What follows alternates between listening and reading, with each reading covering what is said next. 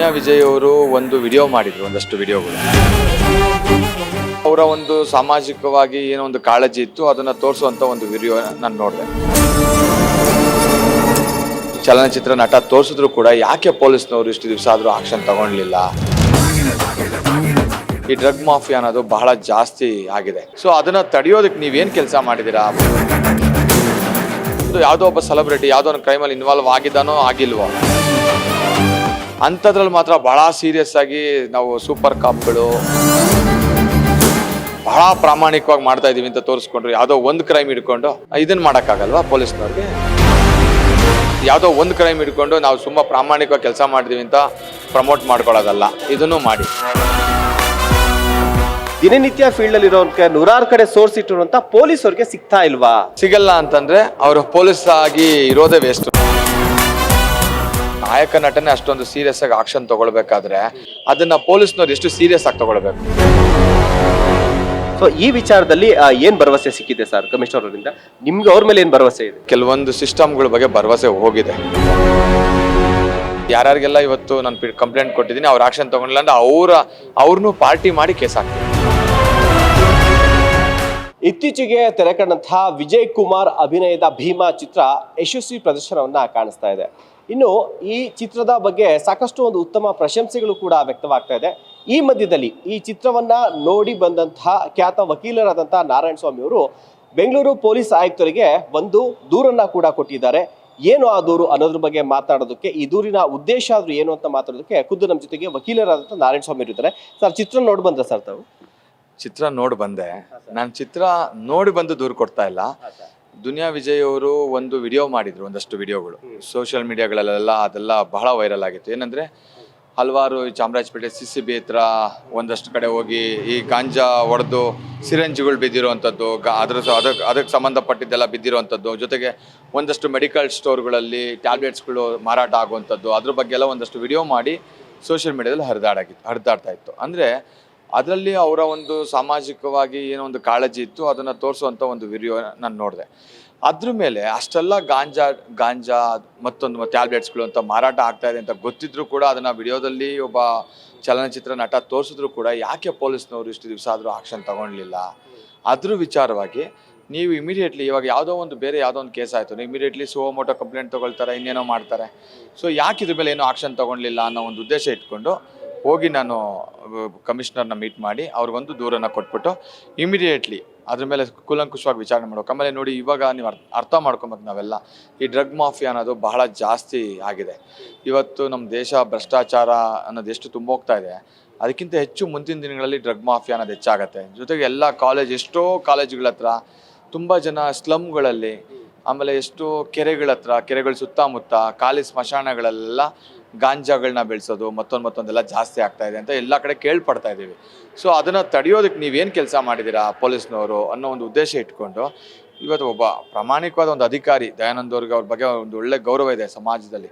So ಅವರು ಒಂದು ಇದ್ರ ಮನಸ್ಸು ಮಾಡಿದ್ರೆ ಇದಕ್ಕೊಂದು ಅಂತ್ಯ ಮಾಡ್ಬೋದು, ಒಂದು ಪ್ರಯತ್ನ ಪಡ್ಬೋದು ಅನ್ನೋ ಒಂದು ಉದ್ದೇಶದಿಂದ ದುನಿಯಾ ವಿಜಯ್ ಅವ್ರನ್ನ ಇಷ್ಟೆಲ್ಲ ಏನು ಸಾಮಾಜಿಕವಾಗಿ ತೋರಿಸುವಂಥ ಕೆಲಸ ಮಾಡಿದ್ದಾರೆ, ಅವ್ರನ್ನ ಅಪ್ರಿಷಿಯೇಟ್ ಮಾಡಬೇಕು. ಜೊತೆಗೆ ನಾವು ಹೋಗಿ ಅದಕ್ಕೆ ಸಂಬಂಧಪಟ್ಟಂಗೆ ದೂರು ಕೊಟ್ಟಿದ್ದೀನಿ. ಇಮಿಡಿಯೇಟ್ಲಿ ಅದ್ರ ಮೇಲೆ ಕೇಸ್ ಲಾಡ್ಜ್ ಮಾಡಿಕೊಂಡು ನಾವು ದುನಿಯಾ ವಿಜಯ್ ಅವ್ರನ್ನ ಕರೆದು ಅವ್ರ ಹತ್ರ ಏನು ಇನ್ಫಾರ್ಮೇಷನ್ಸ್ ಇದೆ ಅದನ್ನು ತಗೊಂಡು ಅವ್ರ ಮೇಲೆ ಸೀರಿಯಸ್ ಆಗಿ ಕಾನೂನು ಕ್ರಮ ಕೈಗೊಳ್ಳಿ ಅಂತ ಹೋಗಿ ಕಮಿಷನರ್ನ ಮೀಟ್ ಮಾಡಿ ದೂರು ಕೊಟ್ಟು ಬಂದಿದ್ದೀನಿ.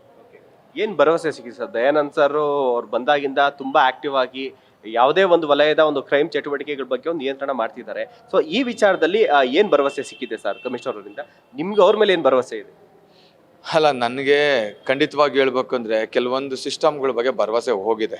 ಆಯಿತಾ, ಇವತ್ತೇನೋ ಒಂದು ಅಲ್ಪ ಸ್ವಲ್ಪ ಕೋರ್ಟು ಕಚೇರಿ ಇರೋದ್ರಿಂದ, ಜುಡಿಷಿಯಲ್ ಸಿಸ್ಟಮ್ ಇರೋದ್ರಿಂದ ಸ್ವಲ್ಪ ನಾವು ಧೈರ್ಯವಾಗಿರ್ಬೋದು ಅಷ್ಟೇ. ಇವತ್ತು ಸಿಸ್ಟಮ್ ಏನಾಗಿದೆ ಅಂದರೆ ಕಂಪ್ಲೀಟ್ಲಿ ಕರಪ್ಷನಲ್ಲಿ ತುಂಬೋಗಿದೆ. ಇವರೇ ನಾನು ಹೇಳೋದು, ಕಡೆ ಪಕ್ಷ ಅವರು ಕೂಡ ಯೋಚನೆ ಮಾಡಲಿ. ಅವ್ರಿಗೂ ಮಕ್ಕಳಿರ್ತಾರೆ, ಭವಿಷ್ಯದಲ್ಲಿ ಅವರು ವೈಯಕ್ತಿಕವಾಗಿ ಇದನ್ನು ತಗೊಂಡು ಈ ಡ್ರಗ್ ಮಾಫಿಯಾ ಅನ್ನೋದನ್ನ ಕಂಟ್ರೋಲ್ ತಗೊಳ್ಳೋಕ್ಕೆ ಪ್ರಯತ್ನ ಪಡಬೇಕು. ಕಮಿಷನರ್ ಕೂಡ ಅವ್ರು ಹೇಳಿದ್ರು, ಇದನ್ನ ಡ್ರಗ್ ಕಂಟ್ರೋಲ್ ಬೋರ್ಡ್ಗೆ ಆ ಟೀಮ್ಗೆ ಅದ್ರದ್ದು ಸಪ್ರೇಟ್ ಟೀಮ್ ಇದೆ, ನಾವು ಅವ್ರ ಹತ್ರ ಮಾತಾಡ್ತೀವಿ, ಅವ್ರಿಗೆ ಇದನ್ನು ರೆಫರ್ ಮಾಡ್ತೀನಿ ಅಂತ ಹೇಳಿದ್ರು. ಹಾಗಲ್ಲ, ಕಂಪ್ಲೀಟ್ಲಿ ಇವನ್ ಡ್ರಗ್ಗಿಗೆ ಸಂಬಂಧಪಟ್ಟಂಥ ಕೇಸ್ಗಳನ್ನೂ ಕೂಡ ಲಾ ಆ್ಯಂಡ್ ಆರ್ಡರ್ಗೆ ಸಂಬಂಧಪಟ್ಟತ್ತೆ. ಸೊ ಅದು ಅವರು ಕೂಡ ಸೀರಿಯಸ್ ಆಗಿ ಡಿಸಿಷನ್ ತೊಗೊಂಡು ಅದನ್ನು ಯಾರಿಗೆ ಹೇಳಬೇಕು ಅಷ್ಟೇ ಅಲ್ಲ, ಅವರು ಕೂಡ ಅದನ್ನು ಡಿಸಿಷನ್ ತೊಗೊಂಡು ಅದನ್ನು ಖಂಡಿತವಾಗಿಯೂ ಆಕ್ಷನ್ ತೊಗೊಳ್ಬೋದು. ಸೊ ಅದನ್ನು ಅವರು ಮನ್ಸು ಮಾಡಬೇಕಷ್ಟೇ. ಸೊ ಹಾಗಾಗಿ ಅವ್ರು ಹೇಳಿದ್ರೆ ನೋಡೋಣ ಇದು ಇದ್ರ ಮೇಲೆ ಯಾವ ಥರ ಆಕ್ಷನ್ ತೊಗೊಳ್ಬೇಕು ನೋಡ್ತೀನಿ ಅಂತ ಹೇಳಿದ್ದಾರೆ. ನೋಡ್ತೀನಿ ನೀವು ಆಗೋದು ಒಂದು ಯಾವುದೋ ಒಬ್ಬ ಸೆಲೆಬ್ರಿಟಿ ಯಾವುದೋ ಒಂದು ಕ್ರೈಮಲ್ಲಿ ಇನ್ವಾಲ್ವ್ ಆಗಿದ್ದಾನೋ ಆಗಿಲ್ವೋ, ಸೆಲೆಬ್ರಿಟೀಸ್ ಯಾವುದೋ ಕೆಲವೊಂದು ಇತ್ತೀಚಿನಲ್ಲಿ ತಾವು ನೋಡಿದ್ದೀರಾ, ಅಂಥದ್ರಲ್ಲಿ ಮಾತ್ರ ಭಾಳ ಸೀರಿಯಸ್ ಆಗಿ ನಾವು ಸೂಪರ್ ಕಾಪ್ಗಳು ಅನ್ನೋ ರೀತಿಯಲ್ಲೆಲ್ಲ ಇನ್ವೆಸ್ಟಿಗೇಷನ್ ಮಾಡ್ತಾ ಇದ್ದೀವಿ ಅಂತ ಎಲ್ಲ ಕಡೆ ಬಂದು ನಾವು ಬಹಳ ಪ್ರಾಮಾಣಿಕವಾಗಿ ಮಾಡ್ತಾ ಇದ್ದೀವಿ ಅಂತ ತೋರಿಸ್ಕೊಂಡ್ರು. ಯಾವುದೋ ಒಂದು ಕ್ರೈಮ್ ಹಿಡ್ಕೊಂಡು ಇದನ್ನು ಮಾಡೋಕ್ಕಾಗಲ್ವಾ ಪೊಲೀಸ್ನವ್ರಿಗೆ? ಸೊ ಮಾಡಿ, ಇದನ್ನು ಮಾಡಿ. ಇದು ಬಹಳ ಸಾಮಾಜಿಕವಾಗಿ ತುಂಬ ಜವಾಬ್ದಾರಿಯುತವಾಗಿ ನಡ್ಕೊಳ್ಳಿ. ಯಾವುದೋ ಒಂದು ಕ್ರೈಮ್ ಹಿಡ್ಕೊಂಡು ನಾವು ತುಂಬ ಪ್ರಾಮಾಣಿಕವಾಗಿ ಕೆಲಸ ಮಾಡಿದ್ದೀವಿ ಅಂತ ಪ್ರಮೋಟ್ ಮಾಡ್ಕೊಳ್ಳೋದಲ್ಲ. ಇದನ್ನು ಮಾಡಿ. ಅದರ ಪ್ರಾಮಾಣಿಕವಾಗಿ ಮಾಡಿದಿರೋ ಪ್ರಾಮಾಣಿಕವಾಗಿ ಮಾಡಿಲ್ವೋ ಅದು ಕೋರ್ಟಲ್ಲಿ ಗೊತ್ತಾಗತ್ತೆ ಮುಂದೊಂದು ದಿವಸ.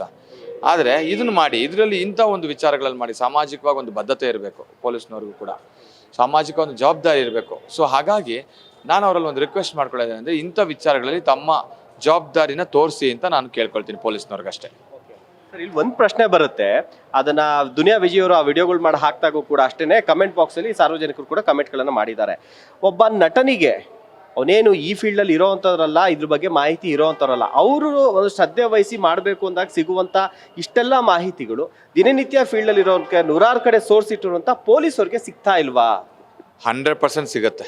ಸಿಗಲ್ಲ ಅಂತ ಹೇಳೋದಕ್ಕೆ ಅದು ತುಂಬ ತಪ್ಪದು. ಸಿಗಲ್ಲ ಅಂತಂದರೆ ಅವರು ಪೊಲೀಸ್ ಆಗಿ ಇರೋದೇ ವೇಸ್ಟು ನನ್ನ ಪ್ರಕಾರ. ಅವ್ರಿಗೆಲ್ಲ ಇನ್ಫಾರ್ಮೇಷನ್ಸ್ ಇರುತ್ತೆ. ಆದರೆ ಅವ್ರೇನಾಗುತ್ತೆ, ಕೆಲವೊಂದು ನಮಗೆ ದೂರು ಕೊಡಲಿ ನೋಡೋಣ, ಘಟನೆ ನಡೆದ ಮೇಲೆ ನೋಡೋಣ, ಈ ಥರ ಒಂದು ಸಿಸ್ಟಮಲ್ಲಿ ಇರ್ತಾರೆ. ಅದು ರಾಂಗು. ಎಲ್ಲೊಂದು ಕಡೆ ಸಮಾಜನ ಕಾಯಬೇಕಾಗಿರೋ ಅವರು ಇಂಥ ವಿಚಾರಗಳಲ್ಲಿ ಭಾಳ ಸೂಕ್ಷ್ಮವಾಗಿ, ಇದು ಹೆಂಗಂದರೆ ಇದು ಭಾಳ ಇಂಟರ್ನಲ್ಲು, ಬಹಳ ದೇಶನ ಸಮಾಜನ ಹಾಳು ಮಾಡ್ತಾ ಹೋಗ್ತಿರುತ್ತೆ. ದೇಶನ ಹಾಳು ಮಾಡೋಂಥ ಒಂದು ವಿಚಾರಗಳಿವೆಲ್ಲ. ಸೊ ಹಾಗಾಗಿ ಈ ಡ್ರಗ್ ಮಾಫಿಯಾ ಅನ್ನೋದನ್ನ ಕಂಟ್ರೋಲ್ ತೊಗೊಳ್ಬೇಕು ಅನ್ನೋದಾದರೆ ಭಾಳ ಸೀರಿಯಸ್ ಆಗಿ ಪೊಲೀಸ್ನವ್ರು ಕೆಲಸ ಮಾಡಿದ್ರೆ ಅದನ್ನು ತಪ್ಪಿಸೋದೇನು ದೊಡ್ಡ ವಿಚಾರ ಖಂಡಿತವಾಗಿಯೂ ಅಲ್ಲ. ಅವರು ಸೀರಿಯಸ್ ಆಗಿ ಕೆಲಸ ಮಾಡಬೇಕಷ್ಟೇ. ಇನ್ನು ಸರ್, ಈಗ ತಾವು ಹೇಳಿದ್ರಲ್ಲ ಆ ವಿಡಿಯೋಸ್ಗಳದೆಲ್ಲ ಬಂದಿದೆ, ಅಲ್ಲಿ ಉತ್ರಳ್ಳಿ ಸ್ಮಶಾನದಲ್ಲಿ ಒಂದಷ್ಟು ಜನ ತಗೊಂಡ್ಕೊಳ್ತಾ ಇರ್ತಾರೆ. ಅದು ರೆಡ್ ಹ್ಯಾಂಡ್ ಆಗಿ ಕೂಡ ಅವ್ರು ಸೀಸ್ ಆಗ್ತಾರೆ. ದುನಿಯಾ ವಿಜಯ್ ಹೋದಾಗ ಆ ಹುಡುಗ ಎಲ್ಲ ಸಿಕ್ಕಿ ಎಲ್ಲನೂ ಕೂಡ ತೋರಿಸ್ತಾನೆ. ಸೊ ಅಲ್ಲಿ ಕರೆ ಮಾಡಿ 112ಗೆ ಕರೆನೂ ಕೂಡ ಮಾಡ್ತಾರೆ.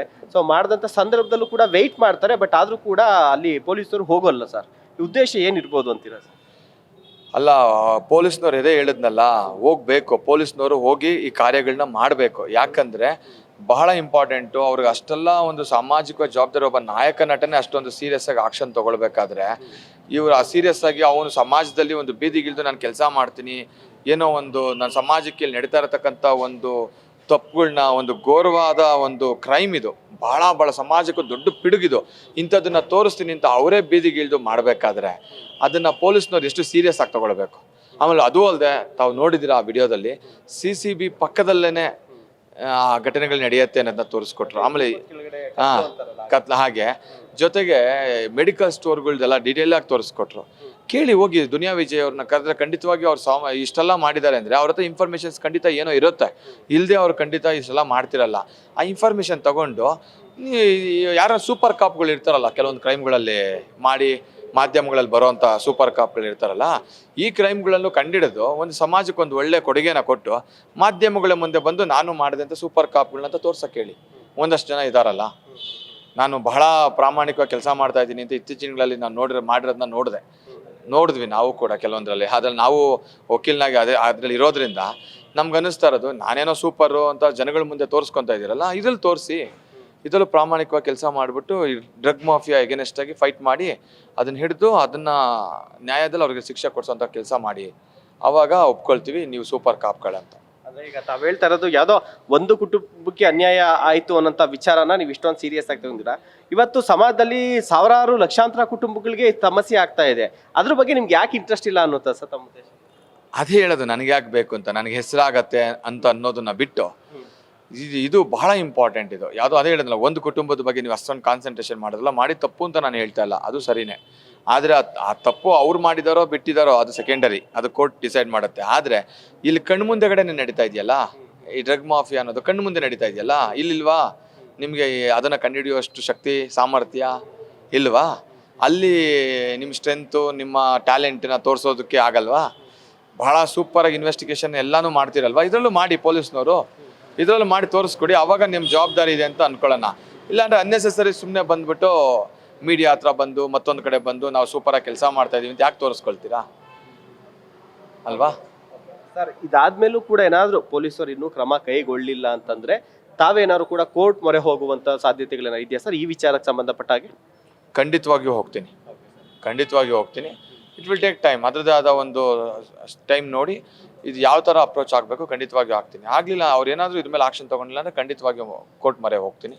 ಯಾರ್ಯಾರಿಗೆಲ್ಲ ಇವತ್ತು ನಾನು ಕಂಪ್ಲೇಂಟ್ ಕೊಟ್ಟಿದ್ದೀನಿ ಅವ್ರು ಆಕ್ಷನ್ ತೊಗೊಂಡಿಲ್ಲ ಅಂದರೆ ಅವ್ರನ್ನೂ ಪಾರ್ಟಿ ಮಾಡಿ ಕೇಸ್ ಹಾಕ್ತೀನಿ.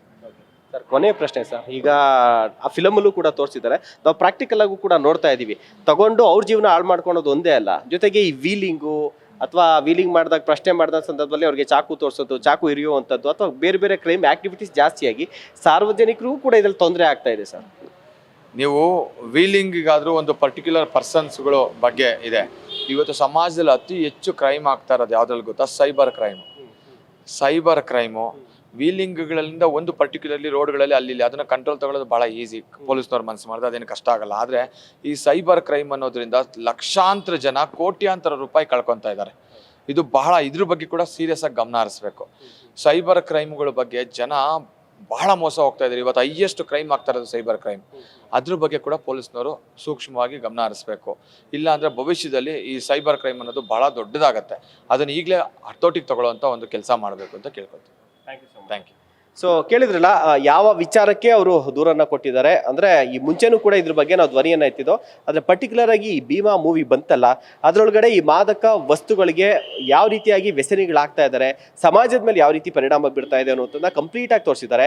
ನಾಯಕ ನಟ ಆಗಿರುವಂತಹ ದುನಿಯಾ ವಿಜಯ್ ಕುಮಾರ್ ಅವರು ಕಂಪ್ಲೀಟ್ ಆಗಿ ಅವರೇ ಹೋಗಿ ಸ್ಥಳಗಳಿಗೆ ಹೋಗಿ ಒಂದು ನಾಯಕ ನಟ ಅಂದ್ಮೇಲೆ ಆ ಚಿತ್ರ ಮಾಡಿ ಬಿಟ್ಬಿಡ್ತಾರೆ ಅಷ್ಟೇ. ಆದ್ರೆ ಇವರು ಖುದ್ದು ಇಂಟ್ರೆಸ್ಟ್ ಅನ್ನ ತೆಗೆದುಕೊಂಡು ಏನಾದ್ರೂ ಒಂದಷ್ಟು ಸಮಾಜದಲ್ಲಿ ಬದಲಾವಣೆಗಳಾಗಬೇಕು ಅನ್ನುವಂಥ ಆಸಕ್ತಿಯನ್ನ ತೆಗೆದುಕೊಂಡು ಎಲ್ಲಾ ಕಡೆ ಹೋಗಿ ಅವರೇ ಆ ಜಾಗಗಳನ್ನ ಹುಡುಕಿ ಆ ಎಲ್ಲ ಒಂದು ಮಾಹಿತಿಯನ್ನ ಮೆಡಿಕಲ್ ಸ್ಟೋರ್ಗೆಲ್ಲ ಹೋಗಿ ಎಲ್ಲೆಲ್ಲಿ ಸಿಗ್ತಾ ಇದೆ, ಈ ರೀತಿಯಾಗಿ ಎಲ್ಲಿ ಯುವಕರು ದಾರಿ ತಪ್ತಾ ಇರುವಂತ ಎಲ್ಲ ಒಂದು ಮಾಹಿತಿಯನ್ನ ಕೊಟ್ಟರು ಕೂಡ ಪೊಲೀಸ್ ಇಲಾಖೆ ಯಾಕೆ ಈ ಒಂದು ವಿಚಾರವನ್ನು ಗಂಭೀರವಾಗಿ ತೆಗೆದುಕೊಂಡು ಇದರ ಸಂಬಂಧ ಒಂದಷ್ಟು ಏನು ತನಿಖೆಯನ್ನ ಮಾಡುವಂಥದ್ದು, ತಪ್ಪಿತಸ್ಥ ಶಿಕ್ಷೆಯನ್ನ ಕೊಡುವಂಥ ನಿಟ್ಟಿನಲ್ಲಿ ಯಾಕೆ ಈ ರೀತಿಯಾಗಿ ದುರ್ಬಲ ಆಗಿದೆ, ಅದನ್ನ ಪ್ರಬಲ ಮಾಡಬೇಕು ಅನ್ನುವಂಥ ನಿಟ್ಟಿನಲ್ಲಿ ಬೆಂಗಳೂರು ನಗರ ಪೊಲೀಸ್ ಆಯುಕ್ತರಾದ ದಯಾನಂದ್ ಅವ್ರಿಗೂ ಕೂಡ ಅವರು ಮನವಿಯನ್ನ ಕೂಡ ಕೊಟ್ಟಿದ್ದಾರೆ. ಇದೇನಾದ್ರೂ ಕೂಡ ಪುರಸ್ಕಾರ ಆಗ್ಲಿಲ್ಲ, ಇದು ಸಂಬಂಧಪಟ್ಟಂಗೆ ಯಾವುದೇ ಕ್ರಮಗಳಾಗ್ಲಿಲ್ಲ ಅಂತಂದ್ರೆ ನ್ಯಾಯಾಲಯದ ಮೊರೆಯನ್ನ ಹೋಗುವಂತಹ ಸುಳಿವನ್ನ ಕೂಡ ನಾರಾಯಣ ಸ್ವಾಮಿ ಅವರು ಕೊಟ್ಟಿರುವಂತದ್ದು. ಕ್ಯಾಮ್ರಾ ಪರ್ಸನ್ ವೆಂಕಟೇಶ್ ಜೊತೆಗೆ ಶಿವಪ್ರಸಾದ್, ನ್ಯಾಷನಲ್ ಟಿವಿ, ಬೆಂಗಳೂರು.